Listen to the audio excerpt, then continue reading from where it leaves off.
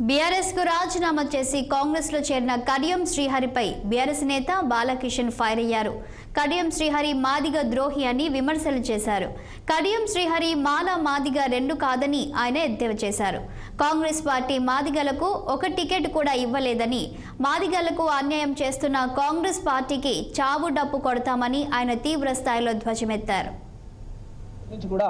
మాదిగల ద్రోహి, మాదిగ జాతి అంటేనే ఆయనకి కండ్ల మంట. మేము మంచిగా ఉన్నాం, మా బీఆర్ఎస్ పార్టీలో మేము మంచిగా ఉన్నాం, చాలా గొప్పగా బతికినాం.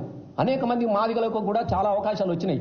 ఎప్పుడైతే ఈ కడియం శ్రీ అనేటోడు అడుగు పెట్టిండో అప్పటి నుంచి మాదిగ జాతిని ఒక్కొక్కని లేనిపోని ఆరోపణలు చేపించుకుంటా, లేనిపోయిన కుట్రలు చెప్పుకుంటా మాదిగ జాతిని మొత్తం నిర్వీర్యమయ్యేదాకా ఒక శిఖండి పాత్ర పోషించుండు కడియం శ్రీహరి గారు.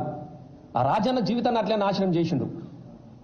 అలాగే ఇలా మారూరు రమేష్ను ఇళ్ళకై రాక అట్లనే పెట్టినాడు.